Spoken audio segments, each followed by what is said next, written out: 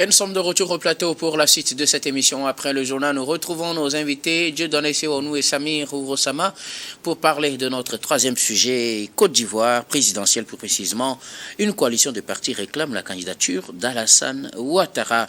Et cette demande est intervenue ce 29 avril 2025 à Abidjan, où, avec insistance, les partis de sein de la coalition pour la nation ont réclamé que le président Alassane Ouattara se porte candidat à l'élection présidentielle d'octobre 2025. Il s'agit entre autres des partis UDCI, PIA, FDCI, FDP, APLCI, DIR, UMPP, AID et puis LMP. En tout cas, selon les médias ivoiriens, et ces partis ont appelé le président Alassane Ouattara à briguer un nouveau mandat. Occasion pour eux aussi également de mettre en garde certains partis qui tentent d'aller dans le sens contraire. Je veux parler du parti de Laurent Gbagbo, le PPSCI, qui appelle à des mobilisations, ou à tous ceux qui voudraient se mettre sur le chemin du président Alassane Ouattara. Nous en parlons avec nos invités. Je veux bien commencer ce sujet par vous, Samir Ourosama. Alassane Ouattara lui-même ne s'est pas encore officiellement prononcé sur sa candidature ou non à la présidentielle d'octobre 2025. Mais au-delà de son parti, c'est d'autres partis politiques maintenant qui appellent le président ivoirien à se porter candidat. Guillaume, vous savez, en Afrique, en réalité, les partis politiques de l'opposition constituent ce qu'on appelle une alternative crédible à ce que le pouvoir propose. C'est-à-dire que lorsque vous êtes de l'opposition, vous devrez en réalité proposer une alternative. Parce que vous êtes des observateurs, vous voyez ce qui se passe dans plusieurs secteurs de la vie nationale donc du pays. Et à la lumière de cela, vous dénombrez les insuffisances et vous dénombrez les défaillances donc de la gouvernance du parti au pouvoir, et vous proposez quelque chose de crédible donc à la population, parce qu'en réalité votre mission première, c'est de conquérir le pouvoir et de l'exercer à tous les niveaux, au niveau local et au niveau national. Revenons à ce qui se passe au Burkina Faso. Vous savez que le président... Côte d'Ivoire, cette fois-ci. Je suis très nostalgique du Burkina Faso. Revenons à ce qui se passe donc en Côte d'Ivoire. Vous savez, vous avez un président de la République, Alassane Dramane Ouattara, qui est dans une situation de difficulté politique. Personne ne dénie. Il est dans une situation de difficulté politique. Nous sommes à 6 mois de l'élection présidentielle qui doit se tenir en octobre 2025. Ils ont mis en place des artifices juridiques pour recaler un certain nombre de candidats qu'on peut juger sérieux véritablement de l'opposition. C'est pour ça que je dis, ils ont mis en place des artifices juridiques. C'est-à-dire que pour les uns, ils ont été condamnés définitivement, donc ce sont des condamnations judiciaires, et pour d'autres, on a fait sortir de cette histoire de perte de nationalité et tout cela. Et donc, ce qui fait qu'un certain nombre de candidats sont recalés en mettant en place un certain nombre d'artifices juridiques. Je ne dis pas véritablement que c'est des questions politiques, mais là, ce sont des artifices juridiques. Oui, quand vous dites qu'on met en place des artifices juridiques, qu'est-ce que vous mettez là-dedans? C'est parce que les tests évoqués sont des tests qui existaient depuis. C'est parce que les décisions qui sont rendues par les juridictions ivoiriennes sont discutables. Parce que ces discussions-là ont manqué un certain nombre de sincérité. Et ces décisions ont manqué un certain nombre ce caractère de sincérité, ce caractère de respect donc d'un certain nombre de principes généraux de droit. Véritablement. Donc, ce sont des décisions qui restent discutables. Et quand vous avez dans des pays comme les nôtres, où le pouvoir judiciaire est confondu avec le pouvoir exécutif, c'est de bon ton qui est des maîtres tant pis dans l'ombre qui essaient de manipuler le pouvoir judiciaire, qui essaient de donner la direction aux différentes décisions qui sont prises et tout cela. Ça, c'est le premier élément. Vous avez des partis politiques qui disent qu'ils constituent la coalition nationale pour la patrie ou un truc comme ça. La coalition pour la nation. La coalition pour la nation. Des partis politiques qui ne représentent pas grand-chose sur l'échiquier politique en Côte d'Ivoire. Ils sont combien à l'Assemblée nationale? Ils sont combien dans les conseils municipaux? Ils sont combien dans les conseils régionaux? Ce sont des partis. Ils ne représentent pas grand-chose, Guillaume. Parce que quand vous êtes dans un pays démocratique, dans un pays de droit, l'instrument de mesure de la représentativité de votre formation politique, c'est votre participation aux élections. Et le pourcentage, le taux que vous obtenez à ces élections-là, ces partis-là ne représentent pas grand-chose. Nous sommes à 6 mois donc, des élections en Côte d'Ivoire. Vous avez un président qui a repoussé à plusieurs reprises sa décision de se présenter ou pas. Donc, la décision du congrès donc, de son parti, le RHDP. Et maintenant, on essaie de manipuler l'opinion nationale pour faire croire aux Ivoiriens qu'en réalité, comme en 2020, le président Ouattara, c'est un démocrate, c'est quelqu'un qui ne veut pas se présenter, mais on est en train de lui demander de se présenter. Comme il l'avait dit par le passé, j'accepte humblement d'être candidat et tout cela. Et là, on essaie d'utiliser les partis politiques, parce que ces partis politiques, ceux qui sont derrière ces partis politiques, ce sont les cadres du parti RHDP, des gens qui sont en manette au pouvoir.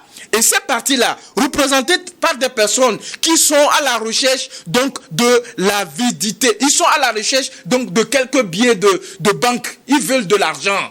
Ce sont des partis satellites. Samir, ils n'ont rien à proposer. Samir Ourosama, je pense que quand on crée un parti politique, l'objectif, c'est de conquérir le pouvoir et de l'exercer. Absolument. Dans l'idée de pouvoir apporter quelque chose de nouveau bien absolument pour son pays. Absolument. Maintenant, quand vous remarquez, il y a cet adage chez nous qui dit quand votre rival est plus beau que vous, reconnaissez qu'il est plus beau que vous. Si vous reconnaissez que celui qui est au pouvoir, il gère bien, vous pouvez aussi dire, en toute humilité, on va le laisser là-bas, moi je soutiens sa candidature, on l'appelle à se présenter parce qu'il gère bien, il fait le bien pour notre pays. Nous, on n'a plus l'ambition d'aller conquérir le pouvoir, parce que ce qu'on voulait faire, c'est ça qu'il est déjà en train de faire. Guillaume, si c'est le cas, former une coalition présidentielle. Sortez de l'opposition. Moi, je ne peux pas comprendre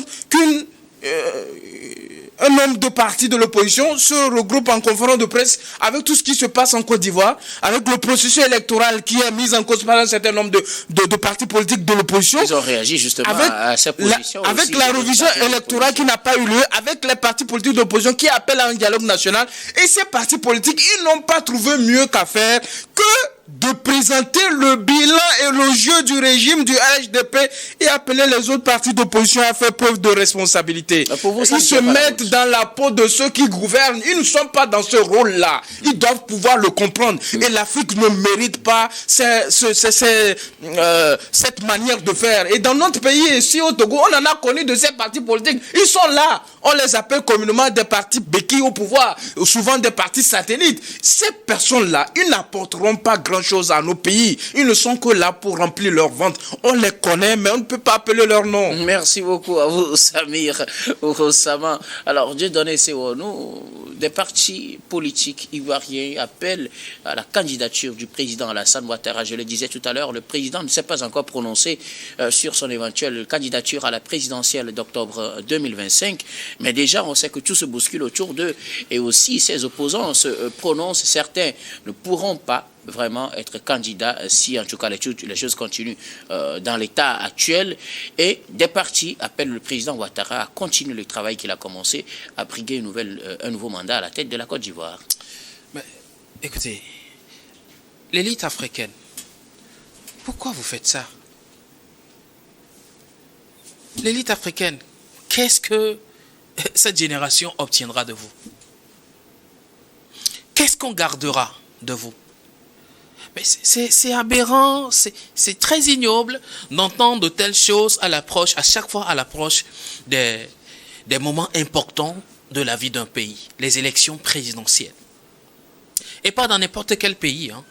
En Côte d'Ivoire, lorsque nous avons encore souvenance de l'année 2010-2011, et qu'en 2025, de ces mêmes dessins qui se font voir en filigrane, et que l'élite ne soit pas à même de déchiffrer, de déchiqueter l'ombre des mêmes histoires, des mêmes causes qui pourront encore produire les mêmes effets et qu'elles soient en train d'orchestrer encore de sales besognes j'ai très mal au cœur pour revenir à cette situation Je qui vais vous démontre. retourner la parole tout à l'heure, mais quand vous parlez des événements, par exemple, des années 2010, n'est-ce pas justement pour éviter ces choses qu'ils appellent les autres à faire attention, à ne pas embraser le pays, mais plutôt à s'unir autour du président Alassane Ouattara pour qu'il continue ce qu'il avait déjà commencé. Parce que à l'allure où ça va, on risque de se retrouver effectivement dans une crise peut-être préélectorale, et on ne le souhaite pas, post-électorale pour la Côte d'Ivoire. C'est justement pour éviter ça qu'eux, ils ont décidé de ne plus aller concurrencer le président Ouattara, mais de le laisser continuer. Mais Guillaume, tu fais bien ton devoir, tu es dans ton rôle. Mais laisse-moi te dire que ces gens sont des opportunistes, tout simplement. Des opportunistes. Président Alassane Ouattara est en train de faire... quelqu'un qui aurait pu être président et qui décide de ne pas y aller. Non, mais je ne parle pas du président Alassane Ouattara. Je parle de ça. Alassane Ouattara est en train d'aller vers un quatrième mandat. Écoutez-moi. Il décide de ne pas aller à l'élection présidentielle face à Ouattara, mais de lui laisser la voie libre. Non, mais écoutez, quand tu sais que même si tu y vas, tu ne gagneras rien. Mais qui te connaît d'ailleurs? Ces partis que tu viens de citer, qui connaît ces partis en Côte d'Ivoire? Ils représentent quoi sur l'échiquier politique? Arrêtez la comédie. Écoutez, des gens qui veulent aujourd'hui se mettre à l'ombre et continuer par gagner un peu, pas manger un peu. Et ils en appellent à quelqu'un qui est en train de boucler son 3e mandat d'aller au 4e mandat. Quelqu'un qui difficilement a accepté avec humilité, faute de génération jeune, parce qu'il avait voulu remettre le pouvoir à la jeunesse. Mais à la dernière minute, les jeunes n'existaient plus en Côte d'Ivoire. Et il a dû reprendre son pouvoir. Et il a exercé un mandat passé. Et vous lui demandez encore de rester pour encore un 4e mandat. Alors que le 3e mandat avait fait du bruit. Vous étiez là. Le 4e mandat, vous en voudrez moins? Non, mais soyons sérieux. Soyons sérieux. Alors, si vous êtes dans l'opposition et votre mentalité, votre lutte n'est pas pour conquérir le pouvoir, disparaissez de l'opposition, ne vous clamez pas opposant. Clamez-vous plutôt alliés du pouvoir en place. Et cela, ces stratégies-là sont inondes dans la plupart des pays africains. Des gens, des opportunistes qui s'agriffonnent au parti au pouvoir, qui sortent pour dire on justifie le fait que l'injustifiable peut être justifié pour des raisons de gain comique. Et donc, on dit qu'on veut supporter cela. Arrêtez ça.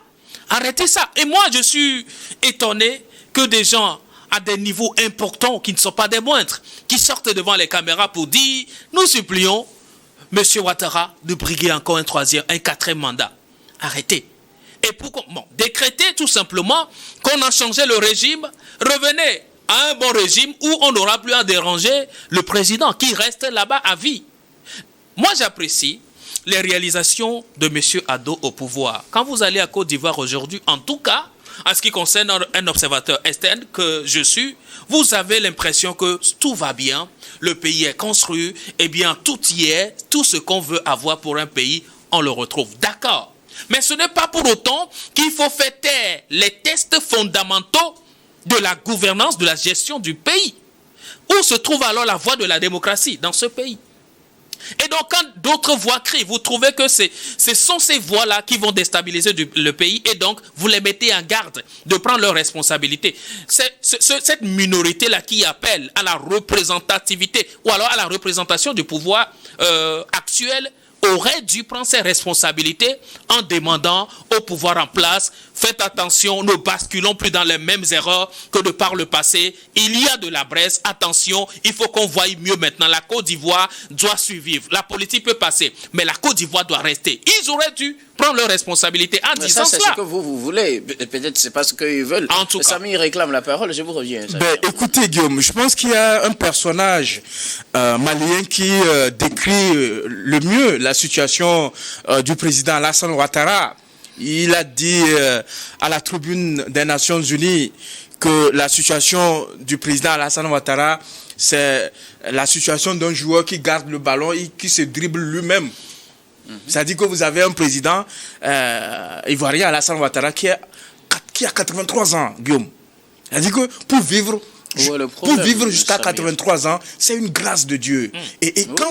Mais quand vous avancez en âge, vous diminuez en termes de force physique. Et vous avez un président comme ça qui a dit, lors de la présentation donc, de vœux du corps diplomatique en Côte d'Ivoire, qu'il est en bonne santé, qu'il est en bonne forme et qu'il peut toujours continuer par servir la Côte d'Ivoire. Récemment, on va revenir à l'essentiel du sujet. Qu'est-ce que cela a à voir avec la demande de sa candidature pour un nouveau mandat? Parce que vous avez un président déterminé par le pouvoir. Parce qu'il ne veut pas partir. Et il le montre clairement par les signaux. Sinon, comment comprendre qu'en réalité... Je rappelle qu'il ne s'est pas encore prononcé. Peut-être que c'est des intentions qu'on lui prête. Et que dans quelques jours, le président Ouattara sortira pour dire qu'il passe la main à la jeunesse. Ou bien qu'il passe la main à un dauphin qu'il va désigner. On est encore à 6 mois de l'élection. Guillaume, est-ce que vous savez que tous les instants du RHDPRDR ont demandé au président Alassane Ouattara de se présenter? Et vous savez ce qui s'était passé en 2020 lorsqu'il se présentait? Non. Vous vous rappelez l'épisode Aujourd'hui, vous avez ces partis politiques. Mais bien avant ça, vous avez des femmes aussi qui sont sorties en demandant à Alassane Ouattara de se présenter. Ils sont en train de manipuler l'opinion nationale. Ils veulent justifier la candidature du président Alassane Ouattara. Alors, même s'il a pris toutes les mesures juridiques pour qu'il soit dans une situation où rien ne lui empêche de se présenter véritablement. Là, je t'ai dit, il est dans une situation de difficulté politique parce que il a recalé la candidature du président de PPACI, le président Gbagbo, et aujourd'hui, il est le seul ancien qui reste véritablement sur la scène politique et qui peut être candidat véritablement. Donc, il se dit, il faut qu'il y ait une grande partie donc des forces vives de la nation qui soient derrière ma candidature pour légitimer mon choix de pouvoir briguer un 4e mandat. Pourquoi vous prêtez toujours l'intention aux gens qui sont derrière pour manipuler les choses? Qu'est-ce qui explique parce qu'en Afrique, soit obligé d'aller passer par des partis pour lui demander de venir se présenter? Il aurait pu déclarer, je suis candidat, qui va lui faire quoi? Parce que vous avez un président de la République qui a donné sa parole avant le 3e mandat, qui disait qu'il est temps de se retirer, laisser la place à la jeunesse, et qu'il est revenu. Il est revenu sur sa parole, il dit que c'est une situation de cas d'urgence véritablement. Et là, il sait qu'un 4e mandat va passer mal véritablement. Non seulement au niveau donc de l'opinion nationale, mais véritablement à l'international avec les différentes puissances occidentales. Moi, je pense véritablement que le président Alassane Ouattara gagnerait mieux s'il se retirait donc de cette course à la présidence de la République. Le RHDP regorge de personnalités capables de se présenter à l'élection présidentielle en Côte d'Ivoire. Il n'est pas encore opportun de laisser la Côte d'Ivoire s'embraser dans une autre crise politique. On a vu ce que cela a causé par les années précédentes. Je pense que non seulement le président de la République ne gagnerait pas à le faire, et cela nuirait véritablement à la population ivoirienne. Merci beaucoup, Samir Dieudonné. Moi, je dis, il y a vraiment du péril à la demeure si on ne fait pas attention. Je ne suis pas un prophète de malheur, mais que les politiques soient très visionnaires. Vous savez, en 2020, les réalités n'étaient pas la même qu'aujourd'hui. Là, en 2020, le parti de Laurent Gbagbo, d'ailleurs, je n'appelle même pas Laurent Gbagbo à aussi se positionner pour ces élections, mais le parti de Laurent Gbagbo n'avait pas eu le temps de s'installer. Plusieurs partis... Vous parlez du PPACI. PPACI, bien évidemment. Existait à l'époque. N'avait pas eu le temps quand même de s'installer. Aujourd'hui, ce parti est ancré. Le Blégou de Guillaume Soro, tous ces gens-là n'avaient quand même pas eu une assise politique en 2020 comme cela est le cas aujourd'hui. Mais que dans ces conditions actuelles, que... comment il s'appelle, le président Ouattara se permet encore de faire le petit jeu de 2020, ce serait très risqué. Et moi, je compte encore sur la hauteur de ce grand homme de 83 ans qui passera bien évidemment la main et passera bien sûr par la grande porte et dire « j'ai combattu le bon combat » en ayant la possibilité de briguer un 4e mandat. Mais je l'ai refusé. Merci beaucoup à vous tous pour vos contributions. Nous allons marquer une nouvelle pause, puis on reviendra tout à l'heure. Ce sera pour la dernière partie de cette émission, dernière partie que nous allons bien évidemment consacrer au Togo.